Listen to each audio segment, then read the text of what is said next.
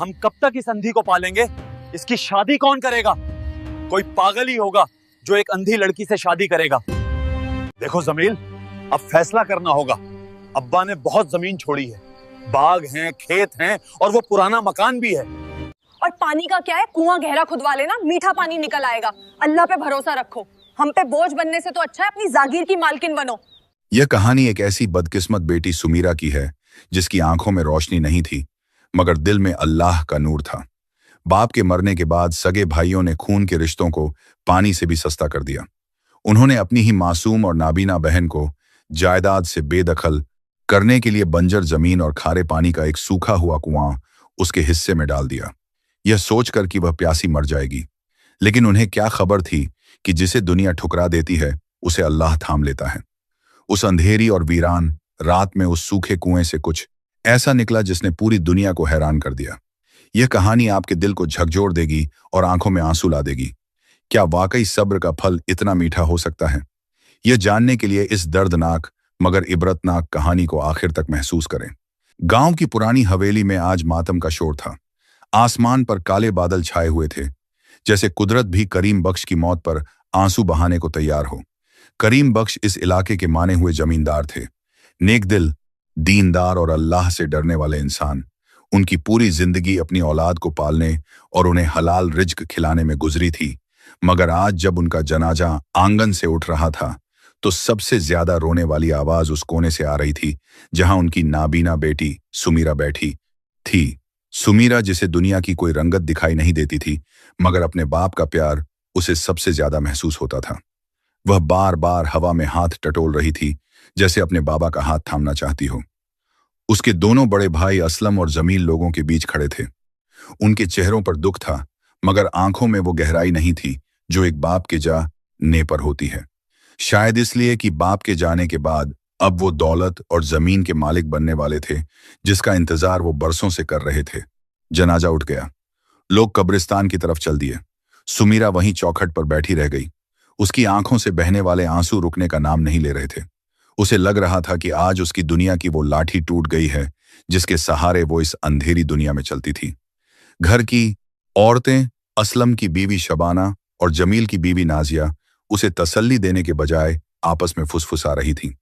शबाना ने धीमी आवाज में कहा, अल्लाह जाने बाजी, मुझे तो डर है कि कहीं इसकी सेवा करते करते हमारी जवानी ना निकल जाए। अल्लाह जाने बाजी, मुझे तो डर है कि कहीं इसकी सेवा करते करते हमारी जवानी ना निकल जाए। सुमीरा के कान बहुत तेज थे। अल्लाह ने अगर आंखें ली थीं तो सुनने की ताकत बहुत ज्यादा दी थी। उसने भाभियों की बातें सुन लीं, मगर वो खामोश रही। उसका दिल पहले ही टूटा हुआ था, अब इन लफ्जों ने उसे और चकनाचूर कर दिया। दिन गुजरते गए।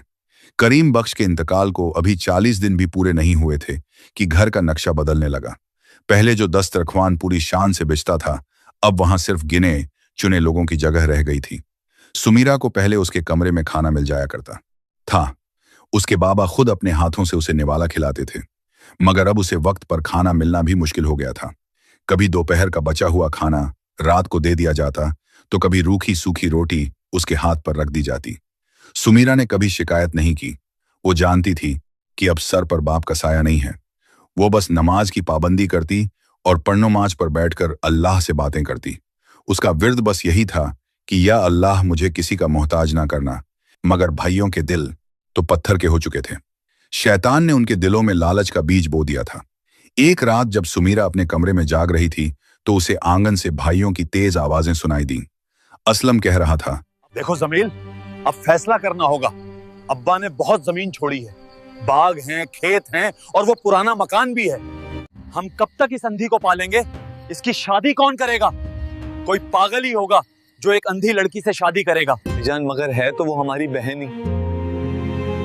अब्बा की रूह को तकलीफ होगी अगर हमने उसके साथ कुछ गलत किया। अरे तो क्या हम अपनी जिंदगी बर्बाद कर लें? मेरी बीवी रोज झगड़ा करती है, कहती है कि ननद का बोझ अब नहीं उठाया जाता। हमें कोई ऐसा रास्ता निकालना होगा कि सांप भी मर जाए और लाठी भी ना टूटे। उन दोनों की बातें सुमीरा के कानों में पिघले हुए शीशे की तरह उतर रही थीं। वो अपने कमरे के दरवाजे से कान लगाए सब सुन रही थी। उसके अपने सगे भाई, जिनका बचपन उसने अपनी गोद में खिलाया था, आज उसे बोझ समझ रहे थे। वो उस रात बहुत रोई, इतना रोई कि उसकी आंखों की पुतलियां सूज गईं।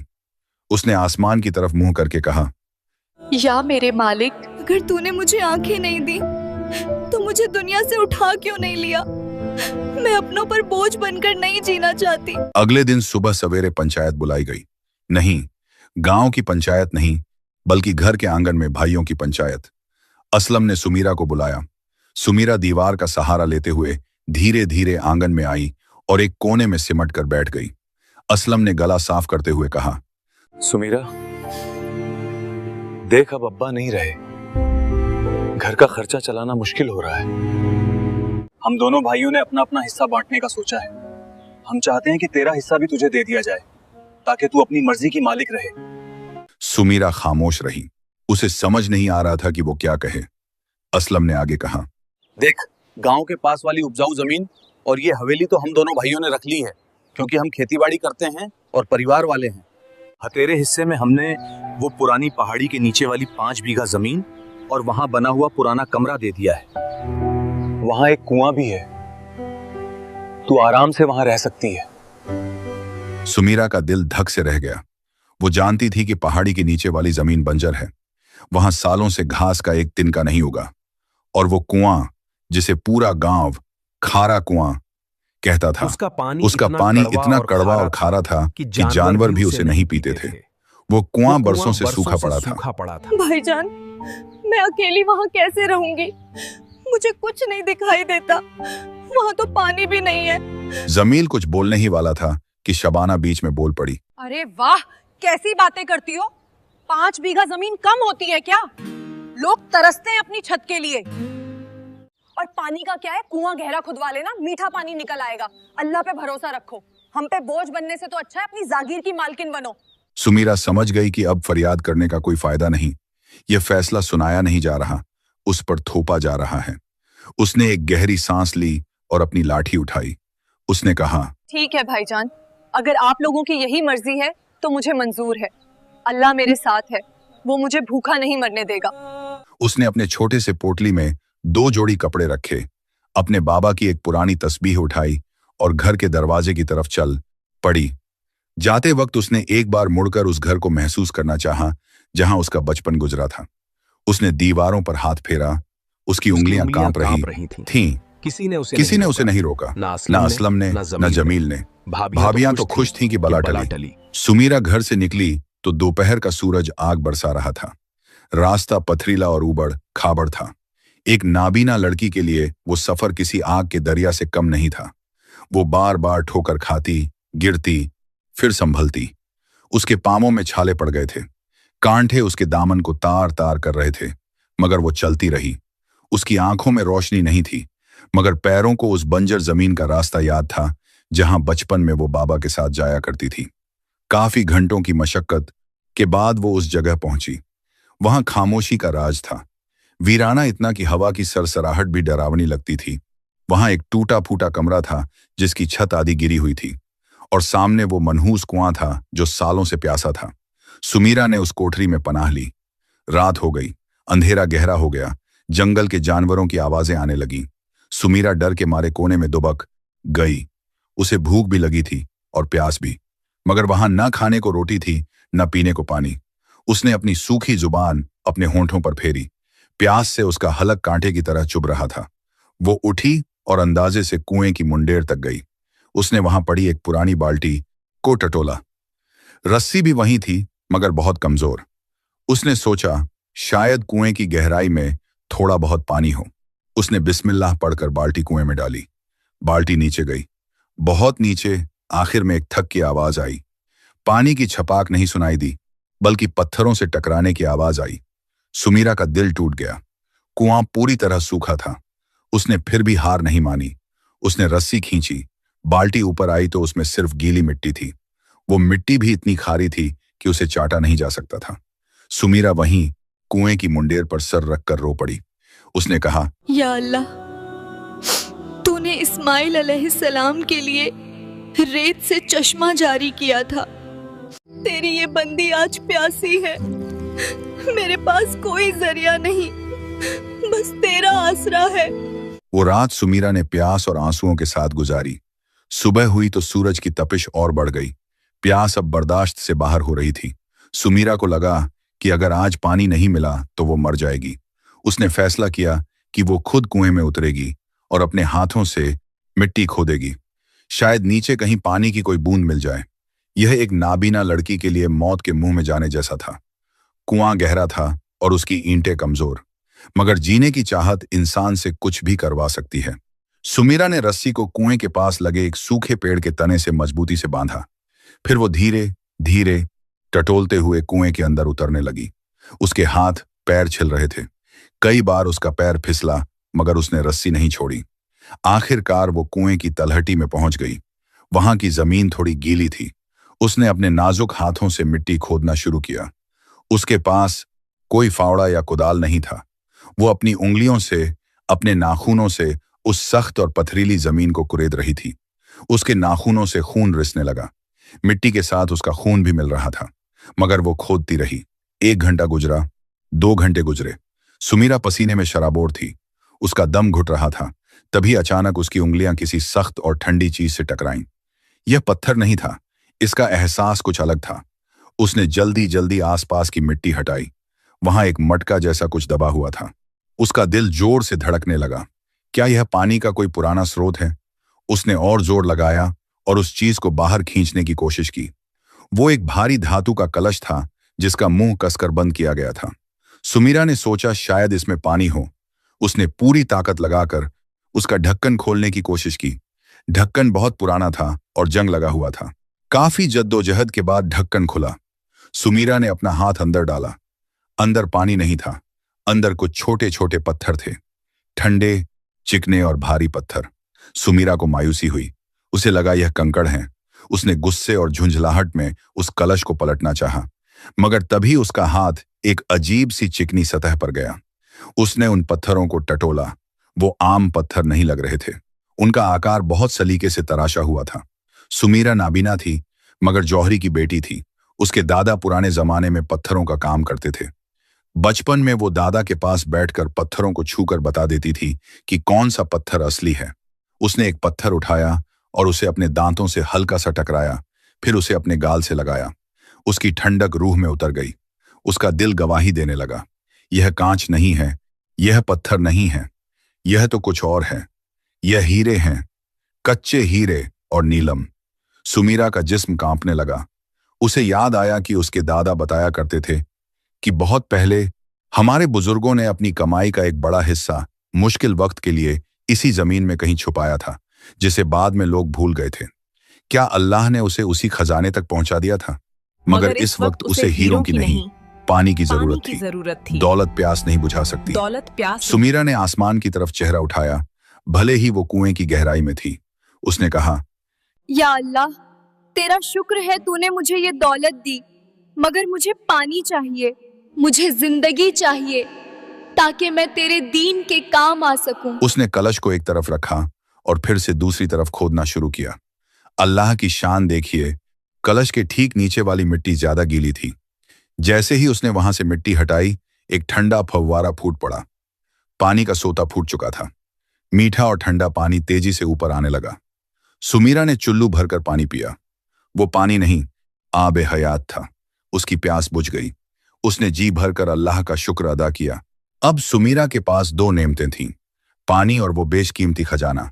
वो बड़ी मुश्किल से उन चीजों को लेकर कुएं से बाहर आई। उसने वो कीमती पत्थर अपनी पुरानी पोटली में कपड़ों के बीच छुपा लिए।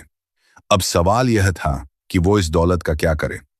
वो जानती थी कि अगर भाइयों को पता चला तो वो उसकी जान ले लेंगे। सुमीरा ने अक्लमंदी से काम लिया। वो कुछ दिन उसी वीराने में रही। पानी अब कुएं में ऊपर तक आ गया था। उसने आसपास कुछ सब्जियां उगानी शुरू कर दी। एक दिन वहां से शहर का एक पुराना जौहरी गुजर रहा था, जो रास्ता भटक गया था। उसे प्यास लगी थी। उसने देखा कि इस बंजर इलाके में एक कुआं है और वहां एक लड़की बैठी है।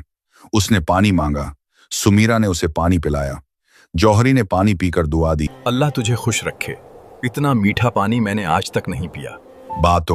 बातों में सुमीरा ने उसे परखा। वो एक नेक इंसान लग रहा था। सुमीरा ने डरते डरते उसे एक छोटा सा पत्थर दिखाया और पूछा, बाबा, ये मुझे खुदाई में मिला है, क्या आप बता सकते हैं ये क्या है? जौहरी ने पत्थर हाथ में लिया और अपनी जेब से चश्मा निकालकर गौर से देखा। उसके होश उड़ गए। वो कांपते हुए बोला, बेटी, ये कहां से मिला तुझे? ये तो कोहिनूर की टक्कर का नायाब हीरा है। इसकी कीमत करोड़ों में है। सुमीरा ने उसे पूरी सच्चाई बता दी। जौहरी ईमानदार था।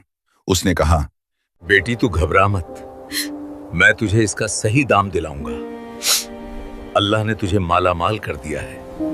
उस जौहरी की मदद से सुमीरा ने वो खजाना शहर में सही जगह पहुंचाया। उसके पास इतनी दौलत आ गई जितनी उसके खानदान ने 7 पीढ़ियों में नहीं देखी थी। मगर सुमीरा ने वो गलती नहीं की जो उसके भाई कर रहे थे। उसने सबसे पहले उस बंजर जमीन पर एक खूबसूरत मस्जिद और एक यतीम खाना बनवाया। उसने अपने लिए एक मजबूत घर बनवाया और वहां पानी का ऐसा इंतजाम करवाया कि दूर दूर तक के मुसाफिर वहां आकर अपनी प्यास बुझाते। वो बंजर जमीन अब एक हरा भरा बाग बन चुकी थी। अल्लाह की बरकत ऐसी हुई कि उस कुएं का पानी कभी कम नहीं हुआ और वो जमीन सोना उगलने लगी। सुमीरा अब नाबीना सुमीरा नहीं बल्कि सखी सुमीरा बीबी के नाम से मशहूर हो गई थी। दूसरी तरफ असलम और जमील का हाल बुरा होता जा रहा था। जिस जमीन के लालच में उन्होंने बहन को निकाला था, उस पर कुदरत का कहर टूट पड़ा। उस साल ऐसा सूखा पड़ा कि उनकी लहलहाती फसलें जलकर राख हो गईं। उनकी हवेली में आग लग गई जिसमें उनका जमा किया हुआ सारा अनाज और पैसा जल गया। दोनों भाइयों पर कर्ज का बोझ इतना बढ़ गया कि उन्हें अपनी जमीनें बेचनी पड़ी। वो सड़क पर आ गए। खाने को दाने नहीं थे। भाभियां जो कभी रानी बनकर बैठी थीं, अब लोगों के घरों में काम करने पर मजबूर हो गई थीं। उन्हें खबर मिली कि पास के ही इलाके में एक बहुत बड़ी सखी औरत रहती है जो गरीबों और मोहताजों की मदद करती है। भूख मरता क्या ना करता।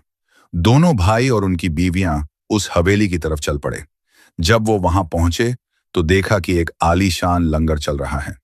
सैकड़ों गरीब खाना खा रहे हैं। असलम और जमील भी कतार में लग गए। उनकी हालत फकीरों जैसी थी।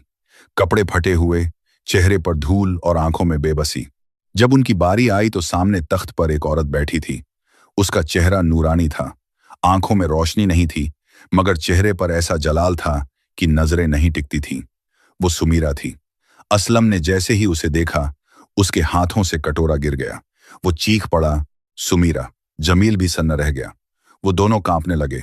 उन्हें यकीन नहीं हो रहा था कि यह वही बहन है जिसे उन्होंने प्यासा मरने के लिए बंजर जमीन पर फेंक दिया था। आज वो देने वाली थी और वो मांगने वाले। दोनों भाई सुमीरा के कदमों में गिर पड़े। वो फूट फूट कर रोने लगे। सुमीरा, हमें माफ कर दे, हम गुनहगार हैं, हमने तुझ पर बहुत जुल्म किया। अल्लाह ने हमें हमारी औकात दिखा दी। जमील भी रो रहा था, बहन हम जानवर बन गए थे, हमें हमारी सजा मिल गई। अब तू चाहे तो हमें धक्के मारकर निकाल दे, हम इसी लायक हैं। सुमीरा ने अपनी जगह से उठने की कोशिश कर उसकी आंखों से भी आंसू बह रहे थे, मगर यह आंसू दुख के नहीं, शुक्र के थे। उसने अपने दोनों भाइयों के सर पर हाथ रखा। भाईजान उठिए, आप मेरे बड़े हैं, मैं तो अल्लाह की एक अदना सी बंदी हूँ। वो जिसे चाहता है इज्जत देता है, जिसे चाहता है जिल्लत देता है।